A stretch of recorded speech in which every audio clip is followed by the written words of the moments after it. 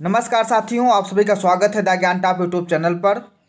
हम उम्मीद करते हैं कि आप स्वस्थ होंगे, व्यस्त होंगे और मस्त होंगे और अपना ठंडी से बिल्कुल बचाव करिए। आप लोग इस समय हम लोगों का केन सुपरवाइजर 2016 प्रीवियस ईयर का क्वेश्चन हम लोग सॉल्व कर रहे हैं। उसी के क्रम में आगे बढ़ते हुए आज हम लोग हिंदी का क्वेश्चन सॉल्व करेंगे। 25 क्वेश्चन आता था पहले और उसी पर चर्चा होगी विधिवत रूप से।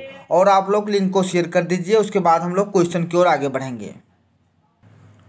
बिल्कुल आप देख सकते हो, एक गद्यांश दिया हुआ है, 2016 का आया हुआ है पेपर है हिंदी का।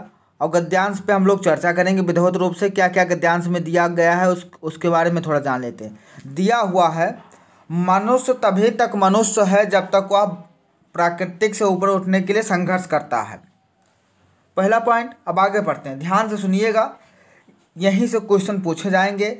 यह प्राकृतिक दो प्रकार की है, अंतः प्राकृत और बाह्य प्राकृत। प्राकृत कितनी प्रकार की बता रहा है? दो प्रकार का बता रहा है, अंतः प्राकृत और बाह्य प्राकृत। बाह्य प्राकृत को अपने वश कर लेना बड़ी अच्छी बात है और गौरवपूर्ण बात बता रहा है, पर अंतः प्राकृतिक को वश में कर लेना बड़ी अच्छी और गौरव की बात है। पर अंतः प्राकृतिक को अपने वश में करने लेना बड़ी अच्छी और गौरव की बात है बोल रहा है। ग्रहों और तारों को नियमन करने वाले भौतिक नियमों का ज्ञान, भौतिक नियमों का ज्ञान प्राप्त कर लेना गौरवपूर्ण है। परंतु मानव जात के विचारों, भावों, वासनाओं, इच्छाओं का नियमन करने वाले नियमों को जान लेना उससे अधिक गौरवपूर्ण है।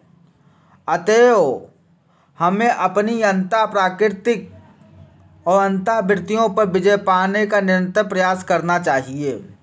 अब आगे कहता है, दुनिया में होने वाले सभी युद्ध, विभाजन और वैमनस्य अंतःवृत्तियों के न जानने के कारण होता है।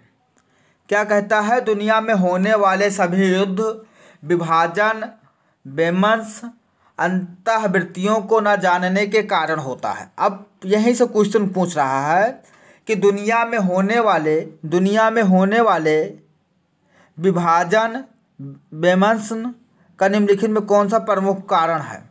कौन सा प्रमुख कारण है?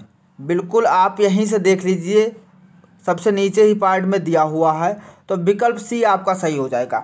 अंतः प्राकृतिक एवं अंतःवृत्तियों को जान लेना, अंतः प्राकृतिक एवं अंतःवृत्तियों को जान लेना। बाबू पहला क्वेश्चन हो गया। अब हम लोग दूसरे क्वेश्चन की ओर आगे बढ़ते हैं।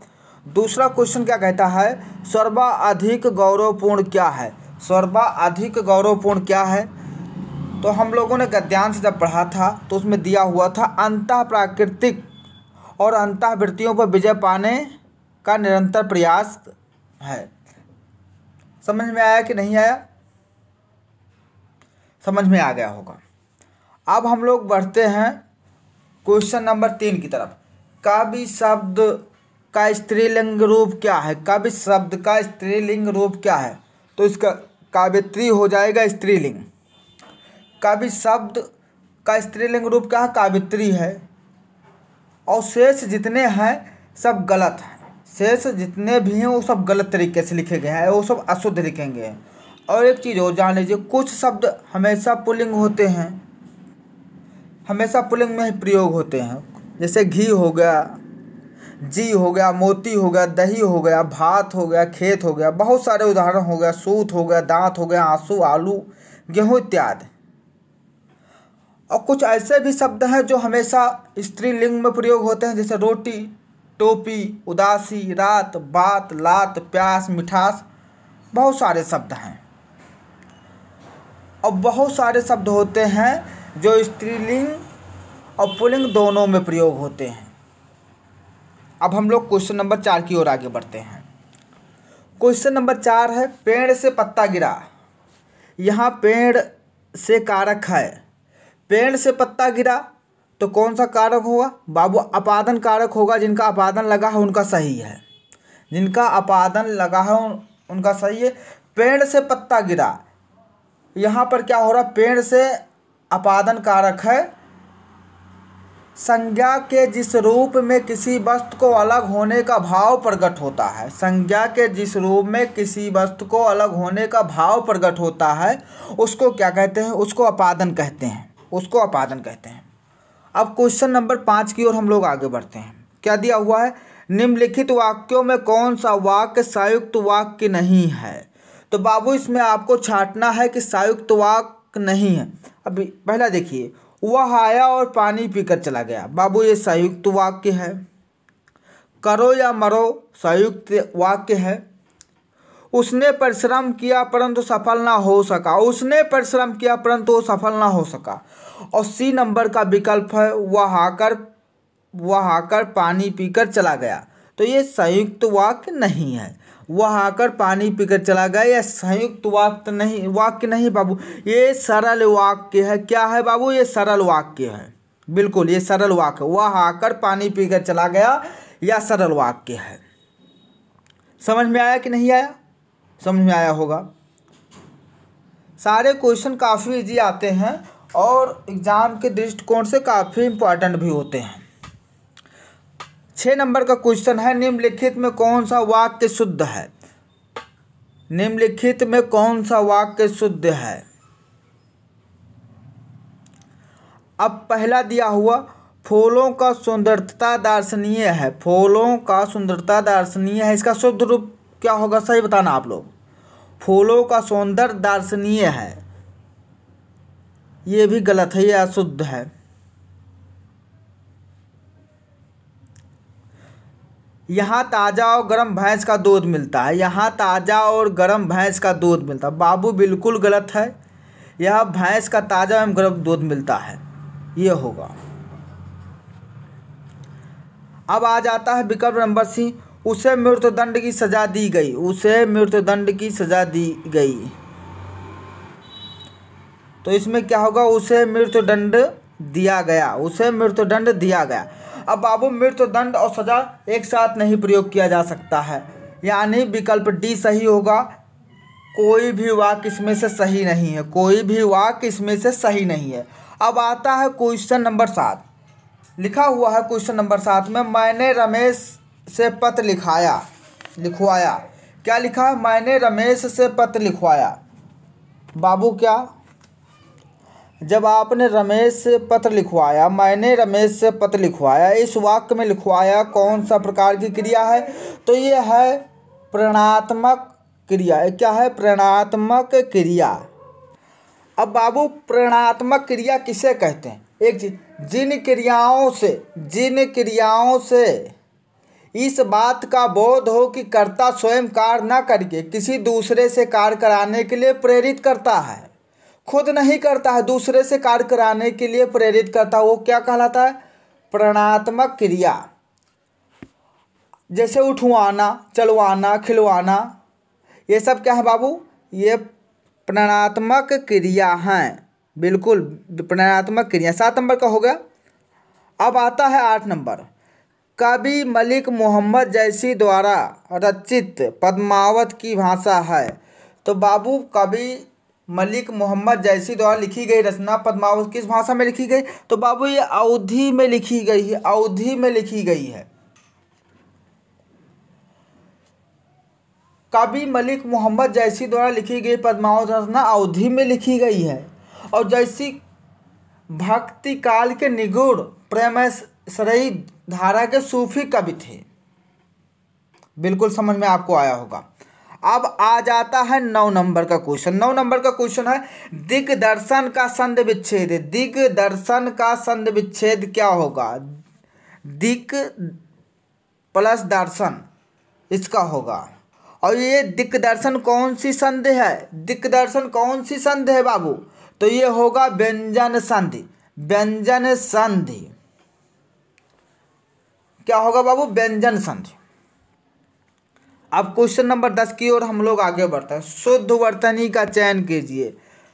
आप लोगों को बाबू बहुत आशीर्वाद मिलता होगा मम्मी पापा से कि हमारा बेटवा जल्दी से सरकारी नौकरी हो जाएगा, एजीटीए में उसकी नौकरी लग जाएगा। तो आशीर्वाद कैसे लिखा जाएगा, बताइए आशीर्वाद कैसे लिखा जाएगा। विकल्प नंबर ये सही हो जाएगा आशीर्वाद, और शेष सभी गलत हैं। ये भी गलत है, ये भी गलत है, ये भी गलत है।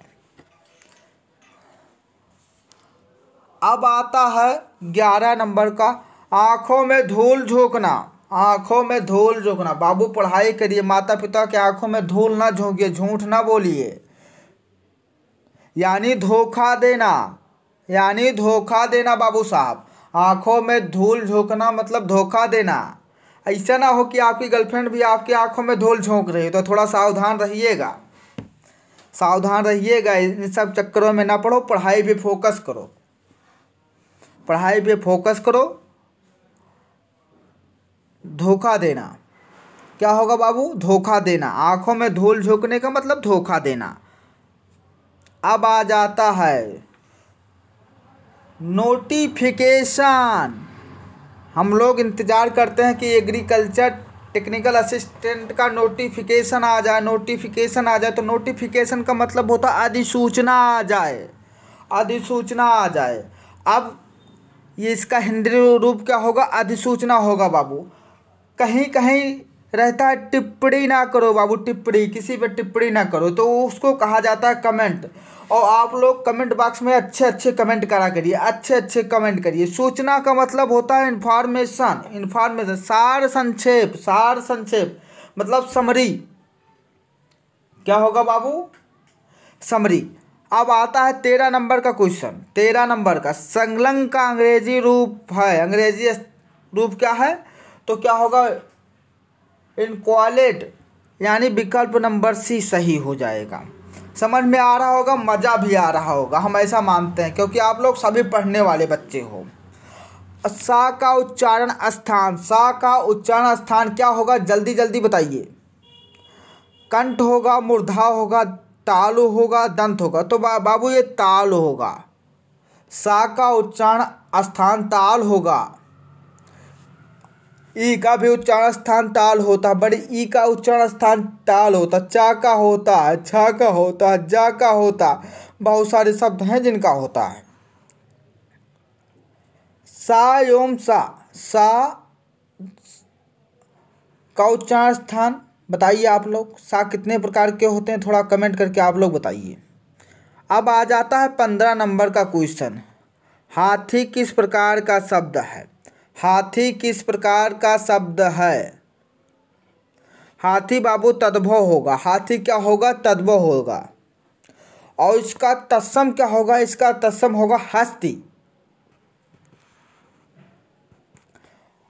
और तद्भव कौन से शब्द कहलाते हैं? ऐसे शब्द जो संस्कृत से विकृत होकर हिंदी में आए हों उन्हें तद्भव कहते हैं।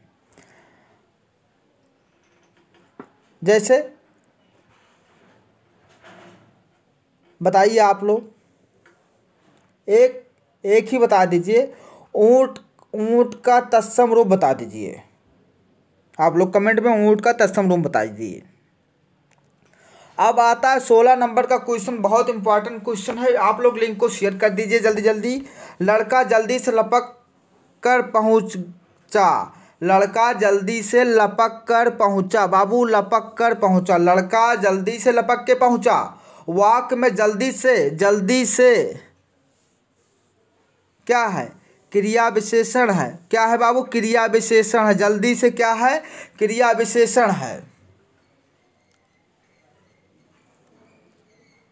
बाबू ऐसे शब्द जो क्रिया की विशेषता बताते हो उसको क्या कहते हैं? क्रिया विशेषण कहते हैं। जल्दी से पहुंचने की क्रिया की विशेषता बता रहा है यहाँ। समझ में आया कि नहीं? अब आता है 17 नंबर का क्वेश्चन। पुजारी भगवान पीताम्बर की पूजा कर रहा है। पुजारी भगवान पीताम्बर की पूजा कर रहा है। यहाँ पीताम्बर शब्द समास है, यहाँ पीताम्बर शब्द समास है। तो क्या होगा बाबू? बहुब्रीहि, बहुब्रीहि। पुजारी भगवान पीताम्बर की पूजा कर रहे हैं, यहाँ पीताम्बर क्या होगा? बहुब्रीहि समास होगा। पीताम्बर का विग्रह करोगे तो क्या होगा? पित धड़ अंबर। पित का मतलब क्या होता है? पीला। अंबर का मतलब होता है वस्त्र। अर्थात क्या होगा? विष्णु होगा। अर्थात क्या होगा? विष्णु होगा। अब आगे बढ़ते हैं हम लोग।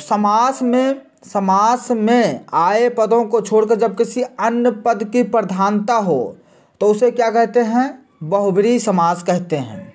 और यहाँ पित और अंबर दोनों शब्द की प्रधानता न होकर तीसरे शब्द की ओर इशारा करता है, अर्थात विष्णु की ओर इशारा करता है, तो इसीलिए बहुब्रीहि समास होगा। ये सारे क्वेश्चन एग्जाम के दृष्टिकोण से बहुत इम्पोर्टेंट है। ये सब आपको बहुत ईजी लग रहा होगा, बहुत सरल लग रहा होगा, लेकिन जब आप परीक्षा हॉल में बैठोगे तो यही सारे क्वेश्चन आपको टफ लगेंगे।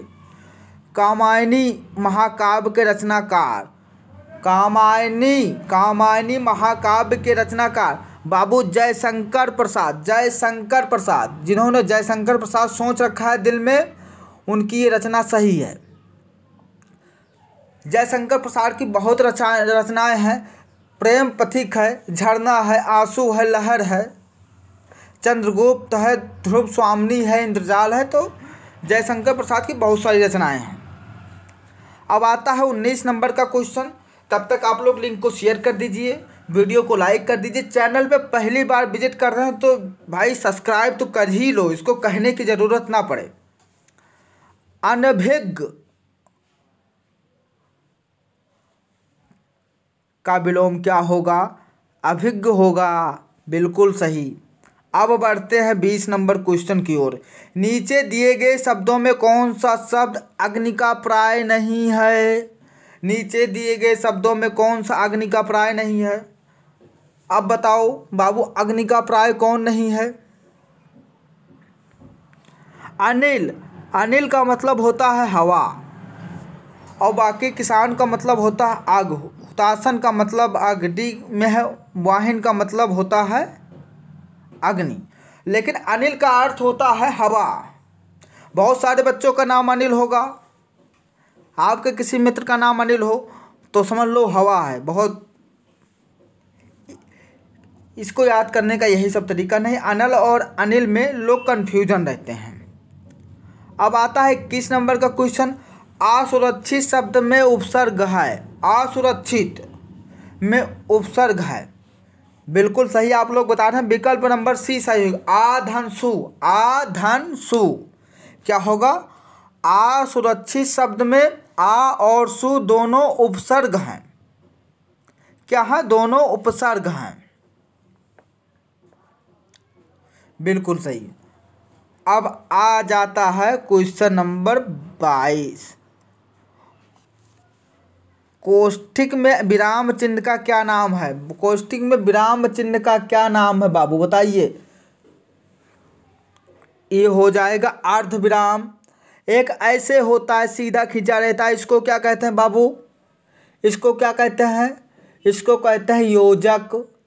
एक ऐसे करके होता है, इसको क्या कहते हैं? अल्प विराम। पूर्ण विराम कैसे होता? ऐसे होता है, एक लाइन खींच दी जाती है, इसको क्या कहा जाता है? पूर्ण विराम। प्रश्न चिन्ह कैसे होता? ऐसे होता है प्रश्न चिन्ह। ये सारे क्वेश्चन बहुत पूछे जाते हैं। अब आता है 23 नंबर का क्वेश्चन। कोई आदमी धन की चाहत रखता है तो कोई संतान की। कोई आदमी धन की चाहत रखता है तो कोई संतान की। सही बात है बाबू, किसी को धन चाहिए तो किसी को संतान चाहिए, बिल्कुल।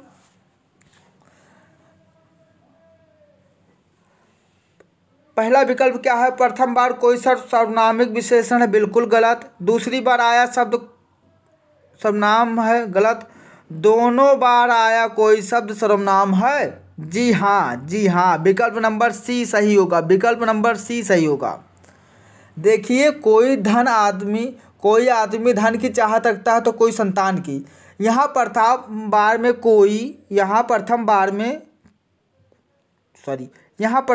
कोई शब्द विशेषण और दूसरी बार में सर्वनाम, दोनों रूप में हो सकता है। जब कोई शब्द का प्रयोग किसी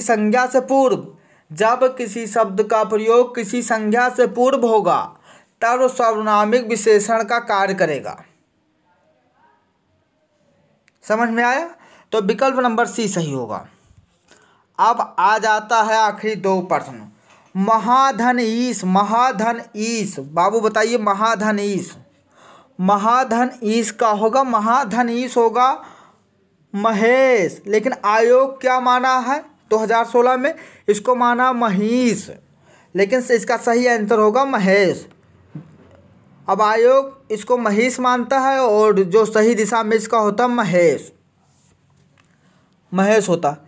और महाधनीश जब हम लोग सन विच्छेद करें तो महेश होता, तो ये हो जाता है गुण संधि। क्या हो जाता है? गुण संधि। समझ में आया कि नहीं आया? तो हम लोग महेश देखेंगे। और महेश का संधि विच्छेद क्या होगा? महेश का संधि विच्छेद क्या होगा आप लोग बताइए, जो आयोग मानता है।